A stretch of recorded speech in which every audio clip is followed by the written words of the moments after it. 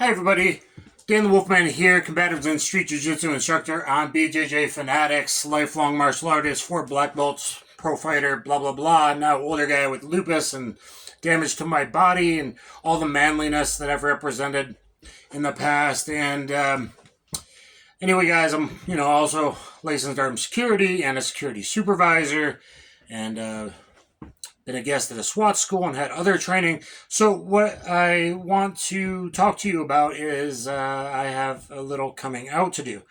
And I'm poly.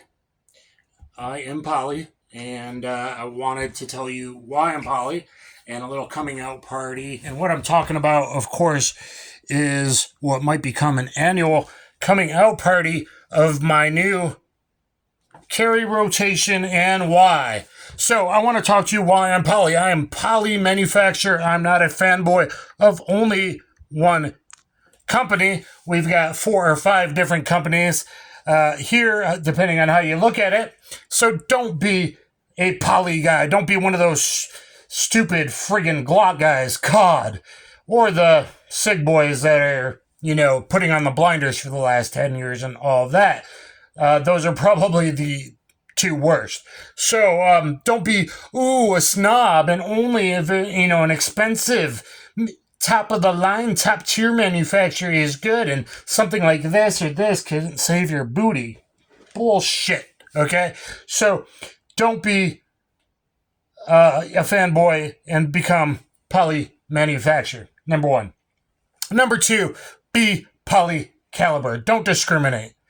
Do not discriminate, guys. It's very important not to discriminate. And, everybody says 9mm is the bestest ever, and it's just as good as 40 or 45 or 357 Magnum.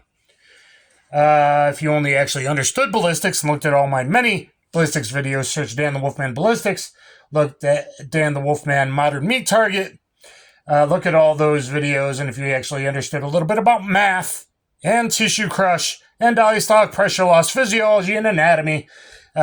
Maybe you could put some of that hearsay on the internet to friggin' rest, okay? So be polycaliber. In what platforms and what purposes it serves. It's also, other calibers do more damage than 9mm. And also different sizes, different weights may have different purposes, as well as during ammo crises, ammo gating 2.0 is probably about to start, where, something like a 40 might come in really, really handy with ammo prices on 45 and 357 that really haven't dropped in the last 4 years.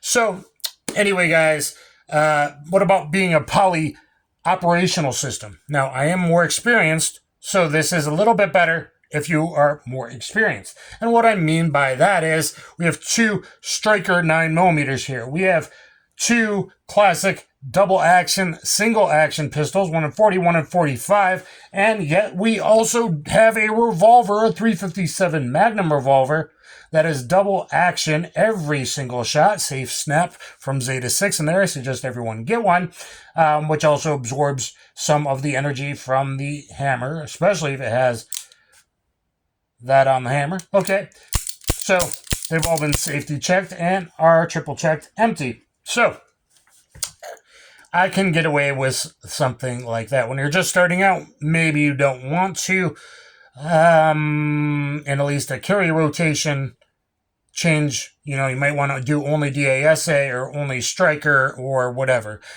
But I can pull any of these out. Condition 1, meaning chamber loaded, ready to go, draw, point, shoot, pull the trigger. And that's all, even from a double action. Even in a DASA. Double action, single action pistol, you pull the trigger, and it goes bang that first time before cycling the slide, and then single action after that. And then if you were done with whatever incident or what you were doing, you could decock safely. And it also, all 3 of these, especially if you're new to appendix carry, are safer with your thumb on the back of the hammer to reholster, because most important is the trigger finger, but also make sure clothes isn't getting stuck into the trigger guard, which sometimes my undershirt does. So always be careful on reholstering. So let's talk about the pistols, guys. Now that everybody knows that I'm poly, you know, hopefully you all still support me. So this is the Stoeger STR9MC. And what I love about this is it's very capacity to size and weight efficient. So much so it's probably partially replacing my Ruger Max 9 Pro as the pocket carry gun, which is so small and light here in this configuration. 11+1. Oh my God, that's kind of a lot with this short flat mag in there, and easy to conceal. That's a lot, and it's only 23.8 ounces loaded, topped off, 11+1 with 124 grain HST or punch, something like that I would recommend. It also has a longer barrel than most, 3.3 inches, for better full hollow point expansion. And then you swap it out to the second mag that comes with it, which in halfway free states is a 13-round magazine, and you got a nice full master grip if you wanted to carry it as a waist gun like that. Tactical Shield Plus holster. I love it, and it actually protects the mag drop, which is also an important benefit. Pocket holster, the only one that's working pretty well in right now is this DeSantis Nemesis, which I've carried for years, but now I prefer a holster. It doesn't fit very good in my two Mika pocket holsters. At least it conceals, but you can't get a good grip because the holster's still coming down because it's so short top to bottom. It's basically like a Hellcat, but a lot better. Look at my recent Hellcat RDP review, which was the most frustrating review I've ever done. And I was the first ever to do a Hellcat versus P365 on YouTube, actual shooting them side-by-side video. So there is the Stoeger STR9MC, and I'm hoping to review other Stoegers coming up, probably starting with a compact and hopefully some brand new models as they become available. So I am starting to build a relationship with Stoeger and Taurus, the next one. So this is a Micro 9. This is what I would call a Macro 9, the better X Macro at home. The Taurus GX4 carry. Okay, has an XL Toro slide on it, but I bought this gun with my own money. I love it in green, but Taurus did send this Toro slide. That way, as I age, if I want to add a red dot, I can do that. So 15+1, awesome, awesome, awesome. This is so lightweight. Again, 15+1 loaded up, fully loaded weight is what matters. This is only 28 ounces. It's very thin, 1 inch thin. Guys, very lightweight when you go to micros and macros, and that makes concealment for a lot of you, including me, a lot easier, especially appendix or now AOWB. Appendix outside the waistband, I've been carrying this, and I got my first turbo pin pass draw. 2 headshots literally in the same hole. Barely, I could tell they were 2 shots. I believe it was 2.24 seconds turbo run. My first ever Game Boy Standards turbo run with a GX4 carry. Typically, I've been carrying it in this Tactical awesome flexible sidecar holster. I have a review on that. It's flexible, it's budget, and yet it's very comfortable because it totally flexes, so it's good concealment. I need to do a little more training here, see how much I like this CYA, I believe it is, holster. But either way, you're covered with the Taurus GX4. And that's better for lighter summer hot days, right? Okay, so need more concealment. There you go. Need less weight. This is pretty much will be my waist gun. I'm not sure how much this will be my waist gun. This is more my gonna be the pocket gun, backup gun, etc. Look at my 9 reasons to carry a backup gun video if you're already trained up. Next, HK P2000. P2000 in 40. Oh my God, 40. 40's fucking awesome.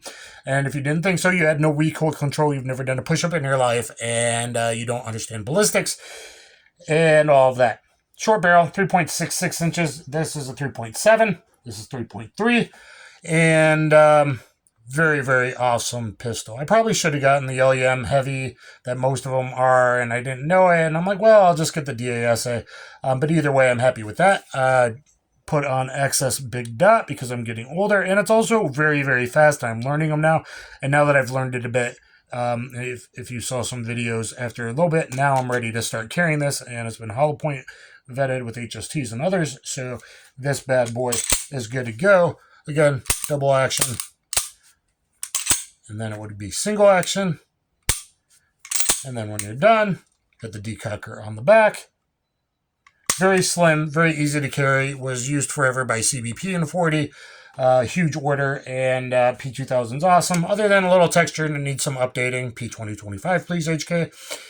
And I just wrapped around some lacrosse tape, I think it is, and I'll be trying that for the first time with the tape on it. Okay, next up is newest edition is a Sig P2 20 carry M45 ACP. And this thing is also a classic double action, single action. Has the E2 style wraparound grips, which is better, and the SRT trigger, which means short reset. So, double action, smooth, long, heavy, and if you're worried about safety, especially carrying appendix or on reholstering, double action, single action, traditional TDA, DASA pistols are awesome because of that long, pretty heavy trigger pull, just like on the revolver I'll show you next. And again, even if you were cocked at the range, you would decock here. That's nice. And then reholster with finger straight up high on the frame and thumb on the back of the hammer. So if something got in there, it physically is blocked, cannot be pulled. That is a huge advantage to hammer-fired or DASA pistols. I love this thing, but now this one, I'm not sure how often this will be carried because fully loaded, it was like 37 and a half. I think it's like 37.7 or 37.8 with 230 grain HSTs, which are huge expanders. Oh my God, why at 9mm? Oh my God, only 8+1 because how big they are and true statistics, what you're most likely to need, depending on your threat environment, where you're going. If I lived in a worse area, I need higher capacity.